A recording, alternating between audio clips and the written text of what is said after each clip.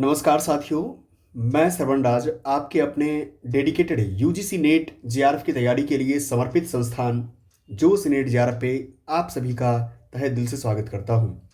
साथियों, आपको पता है हम और आप कहने का मतलब ये है कि एक नई सीरीज की शुरुआत किया है। वो सीरीज क्या है कि मेरा यूजीसी नेट पेपर 1 की जो कंप्लीट 10 यूनिट है, 1 से लेकर 10 तक यूनिट है, उस 10 तक यूनिट का संपूर्ण संग्रह एक जगह यानी पेपर में जो क्वेश्चन आया हुआ है एग्जाम में, यानी पीवाईक्यू के तौर पे 2015 से लेकर 2025 तक। 2025 कहने का मतलब मेरा ये है कि जून 2025 सबसे रिसेंट एग्जाम की मैं बात कर रहा हूं। उस समय तक जितने भी पीवाईक्यू मेरे पास है, ठीक है, सभी शिफ्ट मिला करके पीवाईक्यू एनालिसिस करेंगे। उस माध्यम से हम लोग 45 प्लस क्वेश्चंस को करेक्ट करने की मुहिम उठाना है। आप कहेंगे सर 45 प्लस क्वेश्चंस कैसे हो पाएगा? मैं इसीलिए कहता हूं 45 क्योंकि आप मेरे साथ सबसे पहले कॉन्सेप्ट की तैयारी करते हैं। कॉन्सेप्ट आप जाएंगे मेरे प्लेटफॉर्म पे UGC net paper 1 complete batch में, देखेंगे कि बहुत ही अच्छे तरीके से free hand lecture short notes के माध्यम से मैंने आपको तैयार करवा रखा है। पेपर एक एक करके यूनिट करवा रखा है। तो आप वहां से क्या करते हैं, मेरे साथ कॉन्सेप्ट की तैयारी कर लेते हैं। दूसरा, उस कॉन्सेप्ट से एकाएक आकर के जंप करके मेरे साथ कहाँ आते हैं, पीवाईक्यू में टेस्ट करने के लिए कि सर ने जो पढ़ाया है, चाहे वो टीचिंग एप्टीट्यूड हो, चाहे वो रिसर्च एप्टीट्यूड हो, चाहे कॉम्प्रीहेंशन हो, चाहे कम्युनिकेशन हो, चाहे मैथमेटिकल लॉजिक हो, रीजनिंग हो, चाहे यू कहे PDU public development and environment हो, या हायर एजुकेशन सिस्टम हो, या आप आईसीटी के बारे में क्यों ना बात कर लो। ठीक है, तो सबसे ज़्यादा आपने देखा कि किस तरीके से हर एंगल से मैं तैयार करवाता हूँ। आज हम लोग, इससे पहले हम लोगों ने जून 2025 का बहुत अच्छे तरीके से 2 भाग में मैंने करवा दिया है। अगर आपने नहीं देखा एनालिसिस, जाकर के सबसे पहले देखिए कि सबसे रिसेंट एग्जाम में क्या एनालिसिस का लेवल है। आज मैं करवा रहा हूँ दिसंबर 2024 का। ठीक है, जब दिसंबर 2024 में जब जाएंगे आपको इसी तरीके से मिल जाएगा यहाँ पे UGC net paper 1 year wise PYQ analysis 2015 से 25। ठीक है, ऐसे ही मिलेगा आपको। देखिए आपके सामने जून 25 का मैं करवा दिया है। अब जाइए और देखिए, आज हम फिर से चलने वाले हैं किसमें, जून 2024 का हम लोग देखने वाले हैं। आपके सामने क्वेश्चन दिख रहा है, क्वेश्चन नंबर पहला। ठीक है, क्वेश्चन नंबर फर्स्ट क्या कहता है वो देखिए गौर करके। हाँ, एक बात और मैं बता देता हूँ, इसमें क्या है कि जो मेरे पास पेपर मिला था उस पेपर में ऑलरेडी आंसर टिक लगा दिया गया था। खैर मुझे उससे कोई लेना देना है नहीं हमको आपको, क्योंकि हम लोग तो यहाँ पर सिर्फ आंसर नहीं जानते हैं। हम लोग, मेरा मकसद, हमारा आपका मकसद क्या है कि इस आंसर के बहाने मेरी तैयारी कंठस्थ हो जाए, बेहतर तैयारी हो जाए। चलिए हम आगे बढ़ते हैं क्वेश्चन के ऊपर। हम लोग बात करेंगे क्वेश्चन के माध्यम से। प्रश्न आपके सामने दिख रहा है। वस्तु इस तरह से आपके एग्जाम में आएगा सीबीटी में कि कोई एक आइटम्स का नाम दिया रहेगा यहाँ पर 7-8, और फिर लिखा रहेगा कुटुंब स्तंभ पर वार्षिक, या भारत में क्या है, खाद्य पदार्थों की कुटुंब स्तर पर अनुमानित मांग दी हुई है 10 लाख मीट्रिक टन में। सारे दिया हुआ 1990 से लेकर 2020 तक में। पहला क्वेश्चन कहता है कि निम्नलिखित में से किन वर्षों में फलों और सब्जियों की मांगों की अनुपात जो है, किसका, पहले मैंने बोला फल और सब्जी। गौर करने वाली बात है कि यहाँ पर फल जो है सो बाद में दिया है, सब्जी पहले दिया है गलती होने के लिए। लेकिन यहाँ पर पूछ क्या रहा है, फल और सब्जी का अनुपात, ऊपर फल रहेगा नीचे सब्जी रहेगा, 1/3 से क्या है, कम होनी चाहिए। सबसे पहला काम क्या करना है आपको कि जहाँ जहाँ 1990 से लेकर 2020 तक में फट से क्या करना है, आपको लिख लेना है फल यानी 12.5 से लेकर के ऊपर में 1990, 12.5 से लेकर कितना है 56। फिर 2000 वाले में क्या करना है, फिर लिख लेना है 22.2 से लेकर के 80। फिर क्या करना है 2000 से 2010 वाले में क्या करना है, नीचे में आगे जाए फल वाले में क्या है 43 है। ये आप लोग भी मैच कर लेना कि मैं गलती तो नहीं लिख रहा हूँ ना। अगर कहीं गलती हो जाए मुझसे तो मुझे आप भी डेटा बता देना कि सर यहाँ पर ये नहीं ये होगा। फिर 2010 के बाद अगर आप आते हो तो 2010 के बाद के यहाँ लिख देता हूँ मैं 2020। ठीक है, 2020 वाले में क्या था मेरा फल का 82.1 बाई 170.2। अब एक बार गौर करना, मैं आपको शॉर्ट ट्रिक्स बता रहा हूँ कि कैसे इजीली तरीके से 1/3 से कम पूछ रहा है ना, यानी 1/3 का मतलब होगा 3 गुना होना चाहिए या 3 गुना से कम। अब देखो यहाँ क्या है 12.5 और बाई 56। अगर मान लो कट भी करते हो 12 से भी तो 12 या 36 क्या होता है, अगर हम लोग कट करते हैं बाई 56 में नीचे से भाग देंगे तो कितना हो जाएगा मेरा 0.22 के आसपास बचेगा। ठीक है, इसमें अगर मान लो हम कट करते हैं तो क्या, तो कितना बचेगा, इसमें करने के बाद मेरा होता है 0.25 के आसपास आता है। ठीक है, ठीक, अगर इसमें हम लोग देखते हैं तो कितना आता है हम लोग के 0.38 के आसपास आता है। और इसमें हम जब डिवाइड करते हैं तो मेरा कितना आता है, 0.58 के बराबर आता है। ठीक है, अब आपको क्या करना, 1/3 से कम की बात करना। 1/3 का मतलब क्या होता है आप ही बताओ। 1/3 का मतलब आपने क्या देखा, 0.33 के आसपास होता है। यानी 0.33 से क्या होना चाहिए, कम होना चाहिए। कम बताओ, ये तो ज़्यादा हो गया, ये भी ज़्यादा हो गया, दोनों कम है। यानी 1990 2000 वाला। इसका आंसर क्या हो जाएगा, पहला 1990 और 2000 के बीच का। उम्मीद करते हैं आप समझ में आ गया होगा कि कैसे करना बनाना है इसको। चलते हैं सेकंड नंबर क्वेश्चन पे। सेकंड नंबर क्वेश्चन क्या कहता है कि नीचे हुए सारणी दी गई है, फिर कहता है वर्ष 2010 की तुलना में, यानी 2010 वाले में सेक्शन में जाना है आपको डायरेक्ट, तुलना में निम्नलिखित में से किस वस्तु की मांग जो है, किस वस्तु की मांग 2020 में कम से कम दोगुनी हो गई थी। 2020 में क्या हो गई, कम से कम दोगुनी हो गई थी। सबसे पहले 2010 में जाओ, 2010 की मांग की तुलना की बात करनी है ना, और फिर 2010 और 20 की बात करनी है आपको, दोनों के बीच में तुलना। 2020 में कम से कम दोगुनी हो जानी चाहिए। अनाज का देखो, सबसे पहले अनाज में अच्छा एक बताओ, आप लोग ज़्यादा मत दिमाग लगाओ, ऑप्शन जो दिया है उसी के अकॉर्डिंग चलो। सबसे पहले हम फल का चेक करते हैं। फल का ऑप्शन में किया 43.82 है। अगर 43 को 2 से गुणा भी करेंगे तो कितना हो जाएगा, 86 होता है। 43 को ही मल्टीपल करते हैं तो कितना होता है, 43 2 जा 86। ये तो भाई साहब नहीं होगा, मैंने फर्स्ट कैंसिल कर दिया, फल तो नहीं होने वाला है। दूध पे आते हैं, दूध कहाँ है, दूध ये हो गया। दूध में 146 है और 287 है। 146 को 2 से गुना करेंगे तो कितना होता है, 146 को 2 से गुना करेंगे तो आपका हो जाता है 192 हो जाता है। अब यहाँ देखो क्या बोला है, कम से कम दोगुनी। अब यहाँ गौर करने वाली बात है कि कहाँ कहाँ जा रहा है। यानी आपका ऑलरेडी हो जाएगा ये 200 से ऑलरेडी 3 क्रॉस कर जाता है। देखो आप गौर करके, यहाँ पर 282 है और यहाँ पर आपका बन रहा है 292। ये नहीं होगा, यानी दूध भी कैंसिल हो गया आपका। यानी 2 ऑप्शन चला गया, बचा मांस मछली अंडे और सब्जियां। हम पहले क्या करते हैं, मांस मछली अंडे को कर लेते हैं। मांस मछली अंडा यहाँ पर 13.6 है और 28.6 है।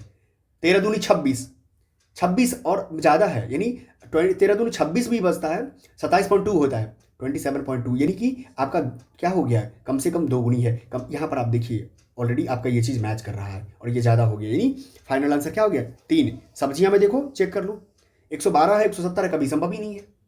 तो आपका आंसर क्या निकल गया। एट द टाइम सॉल्व करने की टेक्निक बनाओ कि आपका आसानी से काम चल जाए। चलते हैं आगे, फाइनल आंसर क्या हो गया, मांस मछली और अंडा। आगे चलते हैं। अब इस वाले में देखिए क्या है सो, इस वाले में क्या कहता है, 1990 से 2020 तक के दशकों में, 1990 और 2020 तक के दशकों में निम्नलिखित में से किस वस्तु की, ऊपर नीचे जो 4 को दिया ऑप्शन उसी में से देखना है, किस वस्तु की मांग में उच्चतम वृद्धि दिखती है। वृद्धि दिखना है, उच्चतम वृद्धि। सबसे पहले दूध को चेक करते हैं। उच्चतम वृद्धि 1990 से 2020 तक। 1990 की बात करेंगे तो यहाँ आएगा दूध का 48.8 है और यहाँ पर क्या है 2020 तक में 287.5 है। अब क्या करना है, यहाँ पर आपको सबसे कुछ नहीं, वृद्धि का मतलब एक ही चीज़ होता है। आप यहाँ पर देख लो क्रॉस करके कि भाग दे करके देखो कितना चेंजिंग बढ़ा सो, ठीक है। उसके बाद देखना अनाज में सेम वही तरीका, 287.5 बाई 48.8 ये हुआ। फिर अनाज वाले में देखो, अनाज वाले में क्या है 168 है, सॉरी नीचे 168 होगा ना,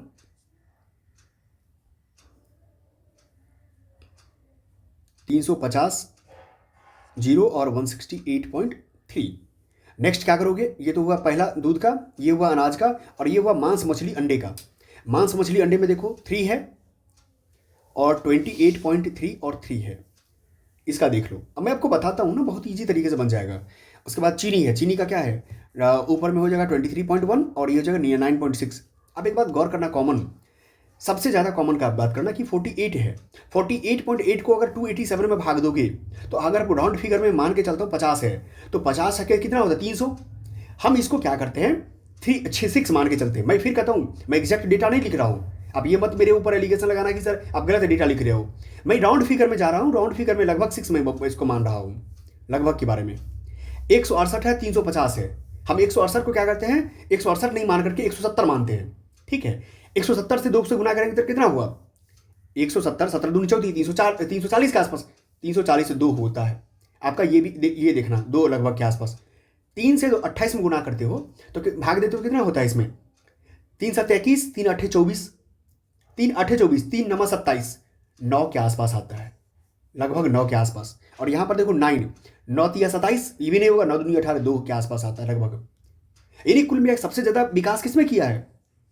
ये किया है मांस मछली और अंडा वाला में। इसका फाइनल आंसर 3 होगा, मांस मछली अंडा। चलिए हो गया, अब आगे चलते हैं। अब इसमें देखिए 1990 से 2000 के बीच के दशकों की बात करना है, फिर से वही पूर्व के जैसा क्वेश्चन। किस वस्तु की औसत मांग सबसे कम है? और यहाँ पर औसत मांग की बात हो रही है, वहाँ पर वृद्धि था सबसे ज़्यादा, यहाँ औसत मांग की बात हो। औसत निकालने का तरीका पता है, जितना एवरेज दिया रहता है उसमें उतना संख्या से भाग दिया जाता है, तो एवरेज निकाल सबसे कम होनी चाहिए। आपका याद करो ना, वस्तु की औसत मांग सबसे कम होनी चाहिए। अब देखो सबसे चलते हैं जो ऑप्शन में दिया, चीनी। चीनी के पास चलते हैं। चीनी का क्या है 1990-2020 में 9.6 है, ठीक है। 1990 से 2020 के दशक में किस वस्तु की औसत मांग जो है ना सबसे कम हुई है? अब 9.6 से 23 पॉइंट, यहाँ देखो, यहाँ पर 2000 में 12.8 हो गया, 18.64 हो गया और 23.1 हो गया। अब चलते हैं खाद्य, चीनी के बाद खाद्य तेल। खाद्य तेल में क्या है 4.3 है और यहाँ पर 14.3 है, ठीक है। यहाँ पर देखना एक बात गौर करके, यहाँ पर मैंने अभी भाग दिया था तो कितना निकला था 2, 4 या 12, हम मान के चलते 3, ठीक है। अब गौर करना इस चीज़ को कि कितना औसत मांग के बारे में बात, टोटल को ऐड करने के बाद जो आपका 4 से भाग निकलता है वो चीज़ मैं कहता हूँ, टोटल को ऐड करो और 4 से भाग दो, फिर से ऐड करो 4 से भाग दो। फल को देखो, फल में क्या है 12.5 से 22, 43, 82, फिर से क्या करो सबको ऐड करो, ऐड करने के बाद 4 से भाग देना, फिर देखना डेटा। मांस मछली अंडे वाले में जाओगे तो फिर वही काम करना है। आप कुल मिला के देखोगे ओवरऑल फाइंडिंग आंसर में आएगा क्या आपको, खाद्य तेल का जो पार्ट है, खाद्य तेल के जो एवरेज है आपको सबसे कम मिलेंगे। क्या मिलेंगे? सबसे कम मिलेंगे, सबसे कम मिलेंगे, ठीक है। तो इसका आंसर क्या हो गया 2, खाद्य तेल। वही मैं बता दिया, जोड़ करके क्या करना, 4 से भाग देना है, देख लेना है कि सबसे ज़्यादा किस में हुआ, सबसे कम किस में हुआ, रख लेना है आपको। नेक्स्ट क्या करना है, 5वां नंबर क्वेश्चन कहता है कि निम्नलिखित वस्तुओं में किस युग्म में, युग्म मतलब जो पेयर होता है, 2020 में मांग की अनुपात उच्चतम थी। 2020 में, सिर्फ 2020 पर टारगेट करना है, बाकी को छोड़ देना है। किस 2020 में मांग का अनुपात जो है उच्चतम है, ठीक है। अब देखते हैं, यहाँ पर ऑप्शन दे दिया है आपको, सबका इस 2 बना दिया है जिससे कि आपको दिक्कत ना हो। अनाज और दूध का अनुपात, अनाज का 350 है, दूध का 287 है, दोनों के अनुपात चेक करो। अब अनुपात चेक करने का मतलब वही होता है, भाग देकर देख लो, सीधी सी बात, ज़्यादा दिमाग कुछ मत लगाओ। 350 अनाज है ना बाई 287.5, ये हुआ पहला। दूसरा ऑप्शन कहता है कि मांस मछली अंडे और चीनी वाला, तो मांस मछली में 28.3 और चीनी में कितना है 23.1। ऑलरेडी बहुत आपको क्या लग रहा है, सबसे हमको तो कम यही लग रहा है, ठीक है। फिर नहीं, और भी देखते हैं ऑप्शन चेक करके। तीसरा ऑप्शन में क्या कहता है, दूध और सब्जी का, दूध का कितना हो गया 287.5 और सब्जी कितना हो गया, सब्जी 170 है, 170.2। और मांस मछली अंडे फिर से चेक करते हैं, मांस मछली वाला ये हो गया 28.3 और नीचे में खाद्य तेल, खाद्य तेल का कितना है 14.3। अब देखो 14 दूनी 28, कुल मिला के मुझे यही लग रहा है कि 2 के आसपास बन रहा है, सबसे उत्तम यही लग रहा है मुझे, ठीक है। बाकी सबका देखना लेस देन 1 होगा, लेस देन 1, यहाँ भी लेस देन 1 और यहाँ भी लेस देन 1 है, बाकी यही जगह दिख रहा है जो मुझे लेस देन 1 से ज़्यादा है। फाइनल आंसर क्या दिख रहा है आपका, ये 4 नंबर आया आंसर। अब हम चलते हैं आगे, 5 नंबर। मैं उम्मीद करता हूँ कि आपको समझने में दिक्कत नहीं होगी। अगर कोई दिक्कत है तो आप मुझे मैसेज जरूर करना कि सर मुझे ये चीज़ बता दो कि इसका ये चीज़ समझ नहीं आया, ये क्वेश्चन नहीं आया, तो मैं आपको क्या करूँगा, क्वेश्चन फिर से सॉल्व करके मैं आपको प्रस्तुत कर दूंगा, ठीक है, स्टूडेंट फीडबैक वाले सेक्शन में। नेक्स्ट चलते 6 नंबर क्वेश्चन। अभी जस्ट मैं क्लास लिया हूँ ICT का, ये क्वेश्चन डायरेक्टली यूनिट 8 से क्वेश्चन बना हुआ है, यूनिट 8 से। कॉन्सेप्ट वाले में जाओ, नहीं अगर दिक्कत है तो आपको दिख जाएगा, कम्युनिकेशन वाले चैप्टर में मिल जाएगा आपको। यूनिट नंबर 4 भी चेक करोगे तो वहाँ से भी मिल जाएगा आपको इसका जवाब। अब कक्षा के संचार उपकरण की बात हो रही है और अर्थ दिया हुआ है। अब दिया है email, video conferencing, discussion forum और प्रोजेक्टर। अब भाई साहब आप ही बताओ कि अभी जस्ट मैंने वीडियो ईमेल के बारे में विस्तृत जानकारी दिया, अब यहाँ क्या करना है, कुछ नहीं करना है, आंसर लगा है उसे छोड़ दो। ईमेल के बारे में मैंने क्या कहा था, औपचारिक ऑफिशियल जो लिखित संचार का जो उपकरण होता है हम लोग वो काम करते हैं। ईमेल जैसे मान लिया जाए आप जूस नीट JRF पर अगर कोई ईमेल करना चाहते हैं, आप पढ़ाना चाहते हैं, इवन आपका मान लिया JRF हो गया, तो JRF हो गया, आप मुझे मेरे प्लेटफॉर्म पे अपना इंटरव्यू देना चाहते हैं, तो आप क्या करते हैं, मेरे josneetjrf@gmail.com पे जाकर के मैसेज लिखते हैं, ठीक है, आज ही मैं बताया हूँ, तो मैसेज करते हैं, तो ये ऑफिशियल हो जाता है। तो इसीलिए कहा था ए का टू यानी ईमेल का औपचारिक लिखित संचार का उपकरण है। क्लियर। अब वीडियो कॉन्फ्रेंसिंग में जब मैं पढ़ा रहा था आपको, तो वीडियो कॉन्फ्रेंसिंग में जब याद करो कम्युनिकेशन वाले चैप्टर में यूनिट नंबर 4 में मैंने क्या कहा था कि वीडियो कॉन्फ्रेंसिंग जैसे कोई व्यक्ति दूर है, दूर से किसी सभा को संबोधित करना होता है। आपने देखा होगा देश के प्रधानमंत्री मोदी जी लोग को ऐसे ही करते हैं, जैसे दिल्ली में बैठे हुए हैं और किसी जगह के तेलंगाना के कोई प्रोजेक्ट का हरी झंडी दिखानी होती है तो इस तरीके से कर देते हैं। तो बी का 4 यानी दूरवर्ती अध्यापन करने के लिए वीडियो का यूज किया जाता है वीडियो कॉन्फ्रेंसिंग का। फिर देखो चर्चा मंच डिस्कशन फोरम क्या होता है। डिस्कशन फोरम क्या है कि इसका होता है कि प्रतिपुष्टि और जैसे मान लिया जाए डिस्कशन करते हैं, डिस्कशन में एक सबसे अच्छी बात क्या है ना, फीडबैक लेने की प्रथा होती है, फीडबैक लिया जाता है, तो प्रतिपुष्टि को ही फीडबैक बोलते हैं और विभिन्न परिप्रेक्ष्य के तौर पे। अब जो प्रोजेक्टर होता है, प्रोजेक्टर तो आप जानते हैं, आपने देखा भी होगा, रामायण देखा होगा, महाभारत देखा होगा, तमाम क्लासेस भी आपने प्रोजेक्टर पे की होगी क्लासेस में, स्मार्ट क्लासरूम में, कि एक बड़ा सा प्रोजेक्टर डिस्प्ले रहता है, डिस्प्ले नहीं रहता है, कुल मिला के एक थीम पेपर टाइप का रहता है और उस पर क्या किया जाता है, एक मशीन के माध्यम से फोकस किया जाता है और फोकस जो होता है वही प्रोजेक्टर है। ये दृश्य प्रस्तुतियाँ इस पर की जाती हैं। आपका आंसर क्या हो गया इससे 2। आगे चलते हैं। अब देखो 7 नंबर क्वेश्चन क्या है। जैन ज्ञान मीमांसा के आलोक में, जब आप खासकर टीचिंग एप्टीट्यूड और रिसर्च एप्टीट्यूड पढ़ेंगे तो आपको इसमें इस टाइप का क्वेश्चन मिलेगा आपको। जैन ज्ञान मीमांसा के आलोक में मति ज्ञान किस विशेष क्रम में उत्पन्न होता है। मति ज्ञान, ठीक है। अब यहाँ पर ऑप्शन दिया हुआ धारणा, इहा, अवग्रह, उपाय। अब देखिए, अब धारणा, इहा, अवग्रह, उपाय जब हायर एजुकेशन बारे में जाएंगे यूनिट नंबर 10 में, मैंने क्या बोला, यूनिट नंबर 10 में हायर एजुकेशन सिस्टम और दूसरा यूनिट नंबर 1 में टीचिंग एप्टीट्यूड में जब जाएंगे तो आपको मिलेगा कि कोई भी चीज़ की जो शुरुआत होती है ये अवग्रह से शुरुआत होती है, विशेष अवग्रह होता है पहले नंबर पे, ठीक है। अवग्रह के बाद आता है इहा, तब जाके आ जाती है उपाय, अपाय, ठीक है, और तब जाके आती है धारणा, कॉन्सेप्ट जो बिल्डिंग होती है। इस बेसिस से अगर सेटिंग करेंगे इसको तो आपका यही चौथा नंबर बनेगा, CBDA, ठीक है। अब आगे बढ़ते हैं। फिर कहता है कक्षा में शिक्षक को निम्नलिखित में से किन पर ध्यान देने केंद्रित करने की जरूरत है। अब सेम क्वेश्चन को आप टीचिंग एप्टीट्यूड में आपने पढ़ा होगा यूनिट नंबर 1 में कि किसी भी कक्षा को इफेक्टिव क्लासरूम बनाने के लिए क्या करने की जरूरत होती है। सबसे पहला ध्यान रखना पड़ता है एक तरफा संवाद। एक बात बताइए, किसी भी कक्षा में शिक्षक को अच्छा ध्यान केंद्रित हो, एक तरफा संवाद से नहीं होता, वो तो बहुत भाषण कहते देना कि आए भाषण देकर के चला गया नेताजी। कभी भी इफेक्टिव क्लासरूम बनानी है तो आपको स्टूडेंट और शिक्षक के बीच में कम्युनिकेशन को बनाना पड़ेगा। कम्युनिकेशन का मतलब जैसे मान लो मैंने पढ़ाया, आपको पढ़ाने के बाद मैं पूछता हूँ कि आप मुझे बताओ कि इसमें कहाँ समस्या आया। आप खड़े होकर के क्या करते हो, या जैसे मान लो हम लोग ऑनलाइन के माध्यम से जुड़े हैं तो आप मैसेज करते हैं कि सर मुझे यहाँ दिक्कत आई, आपको जवाब मिलता है, उसका रिप्लाई मिलता है।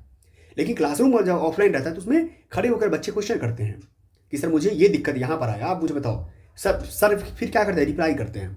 इसी को ये एक तरफा नहीं दो तरफा होता है, इसलिए एक तो कैंसिल हो गया। जब आपका एक कैंसिल हुआ, ए कैंसिल, अब बचा आंसर 2 और 4 में। अंतर सांस्कृतिक सौहार्द, बिल्कुल सही बात है। क्या होना चाहिए, इंटर कल्चरल होना चाहिए। जैसे मान लिया जाए आपको कोई नागालैंड का टीचर है, या मान लिया जाए मान लो कि तमिलनाडु का टीचर है, नागालैंड का स्टूडेंट है, तो अगर कोई भी टीचर ये मान के चलेगा कि मेरे कल्चर से नहीं आता है, ये संस्कृति से नहीं आता, उसको मैं नहीं बताऊंगा, तो फिर गलत हो गया। तो फिर कक्षा में एक अच्छा बना ही नहीं, सौहार्द बनेगा ही नहीं, ठीक है। इसीलिए इंटर कल्चर सौहार्द होनी चाहिए, पहला होगा। बी होगा तो बी होने से आंसर आ गया 2, ठीक है। अब आगे पढ़ लेते हैं। विद्यार्थियों की प्रतिपुष्टि बिल्कुल ज़रूरी है। मैं बार बार कहता हूँ कि बिना स्टूडेंट के फीडबैक का कोई क्लासरूम इफेक्टिव हो ही नहीं सकता है, ठीक है। और डी में क्या आता है, सुनम्य वातावरण का निर्माण, बिल्कुल सही बात है। आप टीचर हैं, पढ़ाना चाहते हैं, तो बच्चे का अगर फोकस मान लिया जाए डिस्टर्ब हो रहा है, आपका वातावरण का मतलब ये मत समझना कि हवा पानी की बात हो रही है। वातावरण का मतलब ये होता है जिस जगह जिस रूम में पढ़ा रहे हैं वो एकदम शांत होना चाहिए, एकदम ऐसा लगना चाहिए कि हमारे और आपके बीच में नॉइज कम होनी चाहिए, ठीक है, कोई डिस्टर्बिंग एलिमेंट्स कम होनी चाहिए। आगे चलते हैं। भारत में NIC नेट प्रोग्राम कब प्रारंभ किया गया था, जिसको बोलते हैं निक नेट, क्या बोलते हैं, निक नेट। NIC नेट प्रोग्राम कब स्टार्ट किया गया था, ये फैक्चुअल क्वेश्चन है। जब खास करके आप ICT लेक्चर करते हैं मेरे साथ, ICT वाले में आपको मिल जाएगा, जाकर के आप कॉन्सेप्ट जो मैंने पढ़ाया है उसमें जाके देख सकते हैं, 1987 का है, ठीक है। अब देखो ये क्वेश्चन है, ये क्वेश्चन क्या है कि अब ये चीज़ को देखो, MOE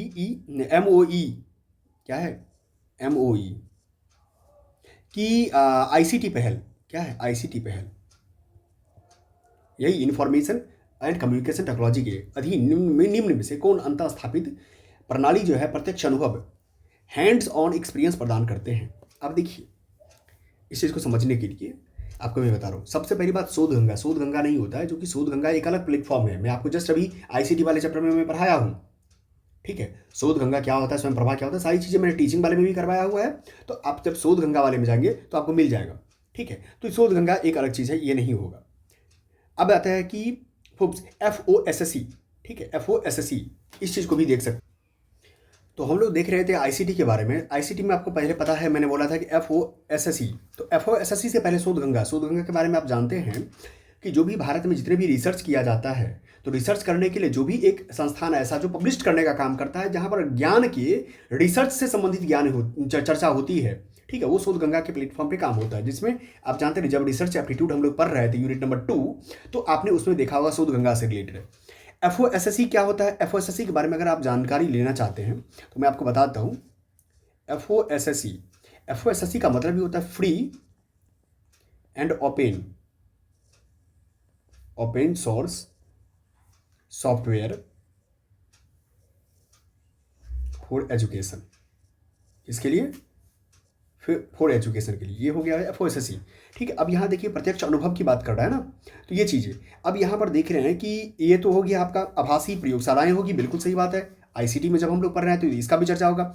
नेक्स्ट आता है ई यंत्रिका, इन्हीं कुल मिलाकर के BCD के बेसिस पे आपका आंसर 4 हो जाएगा, ठीक है।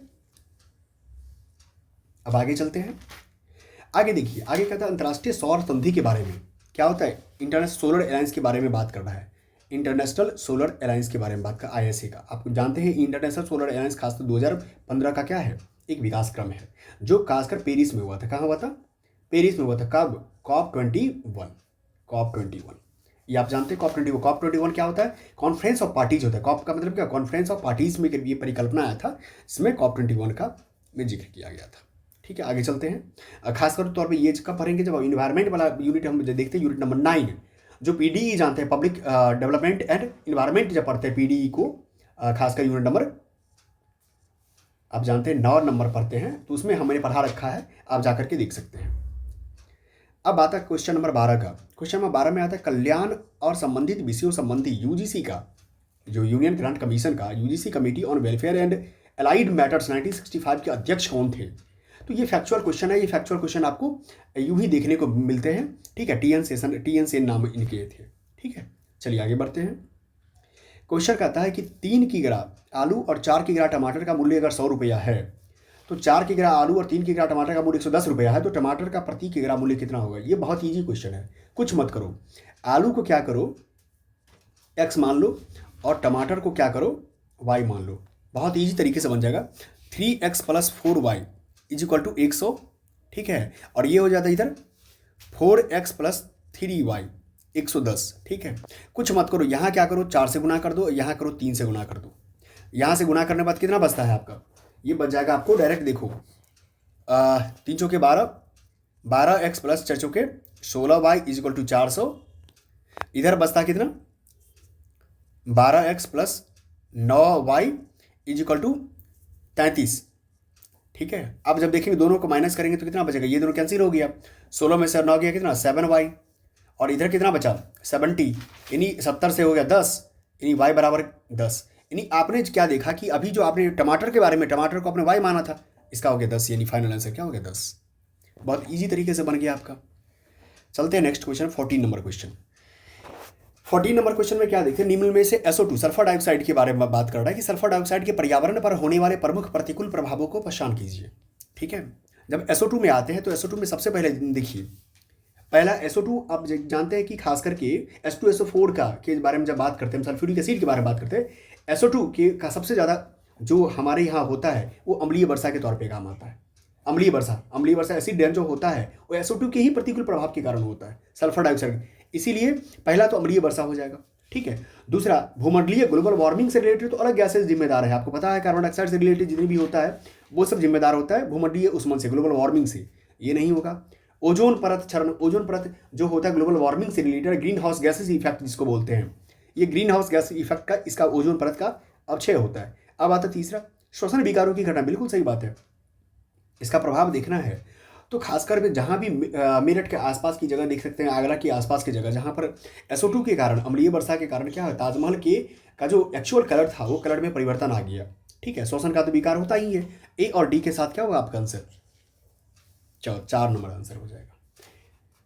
हाँ, खासतौर पर ये हम लोग SO2 के बारे में, जब पर्यावरण के बारे में पढ़ते हैं, यूनिट नंबर कब पढ़ते हैं? यूनिट नंबर 9 में पढ़ते हैं, जब हम लोग PDE करते हैं ना, PDE public development environment chapter में, तब करते हैं। आगे बढ़ते हैं। मैं सारे कॉन्सेप्ट करवा दिया हूँ आपको, कहीं भी कॉन्सेप्ट में दिक्कत होता है जा करके डायरेक्ट जाइए UGC नेट वाले सेक्शन में, आपको मिल जाएगा। Which of the following is crucial for the effective group communication. मैंने बार बार कहता हूँ इफेक्टिव ग्रुप कम्युनिकेशन तभी हो पाएगा जब ग्रुप में 10 लोग हैं, 10 लोगों की इक्वल पार्टिसिपेशन होगी, तब होगा। आज मान लिया जाए आप किसी दिन पार्टी में जाते हैं और आपका इक्वल पार्टिसिपेशन नहीं है, तो फिर बताइए कैसे ग्रुप को आप इफेक्टिव कम कैसे बना पाएंगे? इसीलिए इसका क्या होगा आंसर? इक्वल पार्टिसिपेशन की ही बेसिस पे हम बना सकते इफेक्टिव। ठीक है, नेक्स्ट क्वेश्चन कहता है 16 नंबर, किसी व्यक्ति ने 50% प्रति ब्याज दर परंतु अर्धवार्षिक रूप से दिया है। ये सबसे बड़ा लोचा है, अर्धवार्षिक। 1024 रुपये क्या किया? मूलधन के तौर पे 2 वर्ष के लिए उधार दिया।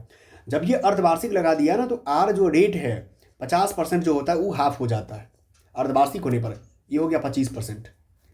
और टी कितना दिया, टाइम कितना? 2 वर्ष है ना।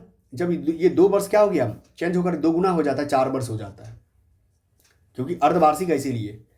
इसका मूलधन प्रिंसिपल कितना है? 1024 रुपया। ब्याज चक्रवृद्धि ब्याज पर, कंपाउंड इंटरेस्ट पर अप्लाई करना पड़ेगा। ऋण अवधि की समाप्ति पर अमाउंट चाहिए टोटल। ए का मान पता है, ए बराबर क्या होता है? P × 1 + R/100 की पावर T। कुछ मत करो, ऐड करो इसको। 1024 1 + R कितना है? 25/100 के पावर T कितना है? 4। 25 के 100, 4 1 5, 5/4। इसको यहाँ लिख दो। 1024 5/4 को कितना बार? 4 बार लिखना है, 4 टाइम्स। 5/4 5/4 5/4।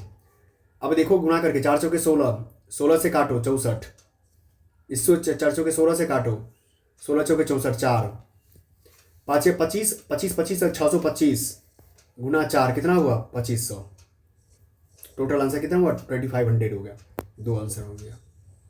ठीक है, तो आपने क्या देखा कि आपने इसका आंसर भी देख लिया कि तुरंत में कितना कम समय में निकला। आपको फॉर्मूला याद होनी चाहिए, फॉर्मूला में नहीं होगा याद तो फिर दिक्कत हो जाएगा। अब हम नेक्स्ट क्वेश्चन पे चलते हैं। नेक्स्ट क्वेश्चन कहता है सूची 1 और सूची 2 को मिलान करना। नाभिकीय आपदाएं हैं और देश है। पहला क्वेश्चन कहता है, पहला है ए 3 माइल आइलैंड। ठीक है, चेरनोबिल। अब जब चेरनोबिल का नाम आते ही आपके दिमाग में जाएगा सोवियत संघ, USSR के बारे में बात कर रहा हूँ। जो यूक्रेन में चेरनोबिल है ना, आपको तो पता होगा USSR का ही मतलब है। तो चेरनोबिल को यहाँ मारो, यूक्रेन के साथ मिला दो चेरनोबिल।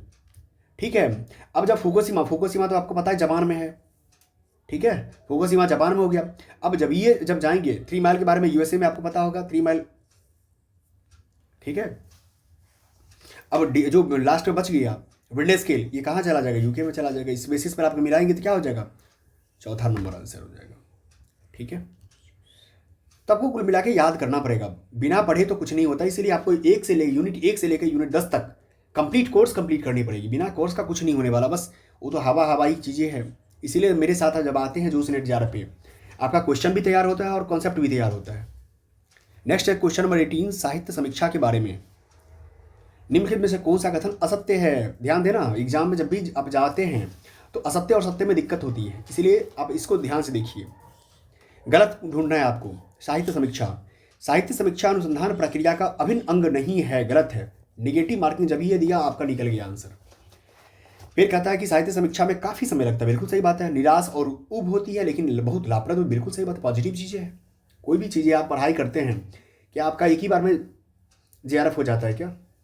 या आपका एक ही बार में IAS बन जाते हैं क्या? नहीं तो इसीलिए लाभप्रद होती है, समय लगता है बट पॉजिटिव रिजल्ट रहता है। या आपकी रुचि के क्षेत्र में उपलब्ध ज्ञान के भंडार से परिचित होने से आपकी सहायता कर, बिल्कुल सही बात है। यह अध्ययन की सैद्धांतिक पृष्ठभूमि प्रदान, बिल्कुल सही बात है। इसका आंसर क्या हो गया? 1 हो गया नंबर। आगे चलते हैं। निम्न में से उनके भंडार के स्थान के आरोही क्रम में आरोही मतलब क्या होता है? Ascending order. क्या होता है? असेंडिंग ऑर्डर होता है। असेंडिंग ऑर्डर बढ़ते हुए क्रम में सबसे पहले छोटा रखेगा, उसके बाद बड़ा रहेगा। अब देखो यहाँ पर सबसे पहले बात, ये जो पीटी है, सॉरी हाँ, पेटाबाइट है, 1 पेटाबाइट इज इक्वल टू, मैं आपको बताऊँ, 1 पीटी इज इक्वल टू होता है 1024 टीबी होता है। अब यहाँ देखो ये गीगाबाइट हो गया 1 जीबी, 1024 एमबी हो जाएगा। ये टीबी है 1 TB, 1 TB is equal to 1024 GB. और ये केबी तो जानते हैं, 1 केबी 1000 बाइट्स होता है, ये तो आपको पता है। यहाँ इसमें कुल मिला के सबसे छोटा क्या है? सबसे छोटा हो गया किलोबाइट। ठीक है, तो इस तरीके से आप क्या करते हैं, सबसे छोटा डी रखते हैं, तो डी की शुरुआत पहला से है तो पहला इसका आंसर हो जाएगा। डी बी सी है, आप देख लो इसको सेंडिंग लगा करके। पहला हो जाएगा क्या? किलोबाइट हो जाएगा, केबी वाला हो जाएगा, फिर हो जाएगा जीबी वाला, फिर हो जाएगा सी टेराबाइट वाला, तब लास्ट में पेटाबाइट होगा। आपको मैंने इसके साथ में ये भी बता दिया कि इसका 1 टीबी 1 पीटी टीबी क्या कहते हैं, जीबी इक्वल टू क्या होता है, वो भी बता दिया। 20 नंबर चलते हैं। 20 नंबर में कहता है संचार के संबोध फटिक जो प्रकार्य का उपयोग निम्न में के लिए किया जाता है। तब यहाँ देखिए सबसे बड़ी चीज़ है कि इसके बारे में कम्युनिकेशन चैप्टर में जब जाएंगे आप यूनिट नंबर 4 में, तो यूनिट नंबर 4 में मैंने पढ़ा रखा है संचार के फटिक जो प्रकार्य क्या होते हैं। पहला होता है संवाद का मार्ग, चैनल को ओपन करना, खोलने के लिए होता है। सबसे पहला कोई भी चीज़ करने के लिए, संवाद करने के लिए आपके अपने प्लेटफॉर्म को ओपन करना पड़ता है। जिस समय पढ़ा रहा हूँ, कम्युनिकेट हो रहा हो आपके साथ, मैंने अपने खास करके जो सेक्शन है, मैसेज का सेक्शन है, कमेंट का सेक्शन है, मैंने खोल रखा है। उसके बाद आता है संवाद के सौंदर्य बोधक मूल्य के लिए नहीं, ठीक है, तथ्यगत सूचना पहुंचाने के लिए नहीं, ऐसा नहीं है। जो संचार के फटिक कार्य के लिए इसके नहीं होते, आदेश देने के लिए नहीं, हेलो की तरह वार्तालाप आरंभ करें, बिल्कुल सही बात है। इसलिए ए और ई के बेसिस पर आंसर क्या हो गया? पहला होगा। कहता किस समिति ने विश्वविद्यालय में और उच्च शिक्षा में राज्य सूची से संवर्ती सूची के अंतरित करने का सुझाव दिया था? यानी कोई ये कमेटी है, जो कमेटी ने रिकमेंड किया कि जो विश्वविद्यालय और हायर एजुकेशन जो है, खासकर आप पढ़ेंगे यूनिट नंबर 10 में हायर एजुकेशन सिस्टम में, तो आपको पता चलेगा कि उसमें ये कमेटी के नाम जिक्र मैंने किया हुआ है कि राज्य सूची से, मतलब स्टेट जो लिस्ट है, स्टेट लिस्ट से कंकरेंट लिस्ट में डालने के लिए अंतरित किया था। उसका नाम, कमेटी का नाम था पीएन सप्रू समिति। क्या नाम था? पीएन सप्रू समिति। ठीक है, अगर इसको जानना है तो आपको मेरे वाले यूनिट 1 से लेकर के जो मैंने पढ़ाया है 10 तक का, आपको जाकर कॉन्सेप्ट कीजिए, ज़्यादा अच्छा रहेगा। साथ में यहाँ से क्वेश्चन कर लीजिए। 22वां नंबर क्वेश्चन कहता है कि इनमें से क्या सामाजिक मनोवैज्ञानिक बाधा नहीं है? क्या नहीं है? अनुमान लगाना, सामाजिक, निश्चित तौर पे गांव में अनुमान लगाते हैं। परिवर्तन के लिए प्रतिरोध, बिल्कुल सही बात है। समय, कभी भी सामाजिक मनोवैज्ञानिक बाधा नहीं होता। टाइम, ये टाइम बाधा नहीं हो सकती है। अमूर्तन, बिल्कुल सही बात है। इसका आंसर क्या होगा? तीसरा। नेक्स्ट आता है कि बर्लो का जो है SMCR मॉडल, आपको याद होगा कि जब मैं कम्युनिकेशन चैप्टर पढ़ा रहा था यूनिट नंबर 4 कम्युनिकेशन, तो यूनिट नंबर 4 में मैंने चर्चा किया था बर्लो का SMCR मॉडल। उसमें एक बार और मैंने बताया था SR मॉडल भी मैंने पढ़ाया था। SR मतलब सेंडर और R मतलब रिसीवर मॉडल मैंने पढ़ाया था। इसी SR मॉडल को ही आगे बढ़ा करके, SR मॉडल से ही आगे बढ़ा, तब नाम आया SMCR। SMCR का मतलब क्या होता है? SMCR का मतलब ही होता है कि खास तौर पे जब जाएंगे तो आपको देखने को मिलेगा SMCR का मतलब सेंडर, ठीक है, सेंडर, मैसेज, ठीक है, मैसेज, चैनल और रिसीवर। ठीक है, तो आप देखिए यहां पर क्या हुआ? C4 channel. आपका तो आंसर आ गया। SMRC मॉडल में C स्टैंड फॉर चैनल पहला। बट आपको जानना पड़ेगा कि बर्लो का जो मॉडल है SMCR मॉडल मैंने यूनिट 4 में करवा रखा है। जो मैंने बताया कि SR मॉडल के बाद, सेंडर और रिसीवर के बाद का जो स्टैंडर्ड मॉडल हुआ, उसी को नाम दिया गया sender, message, channel, receiver model. ठीक है, तो आप जान गए। नेक्स्ट हम चलते हैं 24 नंबर क्वेश्चन। निम्नलिखित में से कौन ऑनलाइन पाठ्यक्रम बनाने और प्रदान करने हेतु निःशुल्क और मुक्त फ्री सोर्सेस वाला सॉफ्टवेयर है? यानी आप देखेंगे ना कि मैक्सिमम आज के डेट में जितने भी प्लेटफॉर्म है, फ्री कंटेंट तो देता ही। आप देख लो यूट्यूब के माध्यम से, आप मेरे माध्यम से फ्री में पढ़ रहे हो। आपसे किसी ने पैसा मांगा क्या? नहीं मांगा पैसा। ठीक है, तो आपके पास फ्री कंटेंट है।